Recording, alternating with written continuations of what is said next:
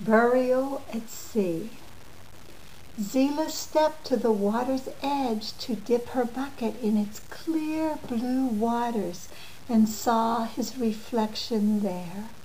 Never had she seen such pale skin or greasy yellow hair as that which hung limply over his ears.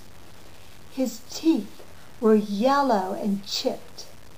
He appeared to be sick to her. He motioned for her to give him a drink of water. She looked down into her bucket and saw herself. She smiled at her own reflection, grateful for her health, dark skin, thick black hair, strong white teeth, and brown eyes. She took a step toward him with her watery gift. He grabbed her arm roughly, pulled her around, and placed his hand over her mouth. She could not speak or cry out. Her arm ached from his fingers that were digging into her skin. She felt as if she could not breathe. His scent and presence were overwhelmingly offensive to her. Knowing nothing else to do, Zillah did what her grandmother had taught her since she was first able to understand her grandmother's words. She prayed. She prayed to be free of this strange and smelly being. In a moment of peace, she transcended her terror and was now in her grandmother's hut. Her grandmother was comforting her and rocking her in familiar arms. The bowl of herbs was burning by the fire, and the room was filled with a veil of smoke.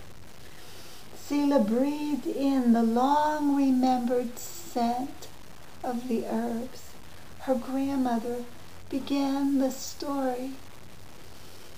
Long ago, our people were strong and lived in harmony with all things.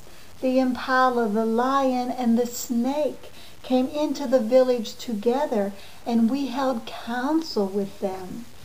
The women were honored for their gifts of wisdom and knowing, and could understand the messages of the animals. Your great-great-grandmother was blessed with the spirit of the lioness and held the energy of this great animal. The people called her the Great Protectress. Tribesmen came long distances by foot to seek her guidance and gift of prophecy. It is said that when she spoke, even the babies became quiet. Animals came to her in the night. She seemed to know their needs and their offerings. One night, a vision came to your great-great-grandmother. The lioness spoke to her of a dark time, a time when there would be visitors. The lioness saw the visitors coming in empty turtle shells over the water from the direction of the setting sun. The sun would set on our people.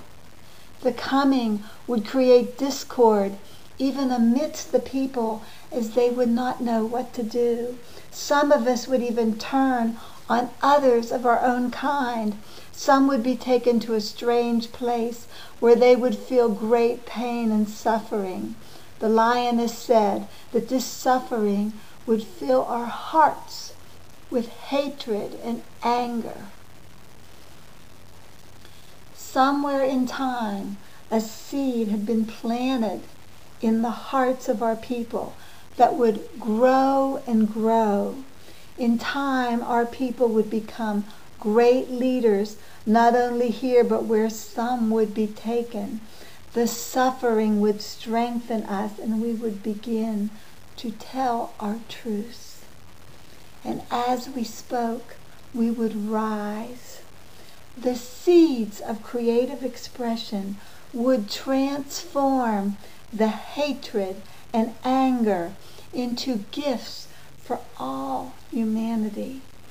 As we begin to express our suffering through stories, art, and music, we would provide a watery reflection for all people. The lioness showed your great-great-grandmother a great body of blue water and asked her to look into it. When she looked down into the depth of watery consciousness, she saw a jeweled box resting on the bottom of the ocean, tangled in seaweed. The box was golden and covered with precious stones. She saw a glimmer of light rising from the box and strained her eyes to look closer. The light became brighter and brighter. Soon the light was so bright that she had to close her eyes. Before closing her eyes, she noticed that the box was slowly rising from the ocean floor. That box contains the gifts that our people will give. When Zila awoke, she was lying on a wooden floor. Her cloth was torn and blood was pouring from her sacred place. Her hands were held in shackles. She was shaking. Her face was wet with tears.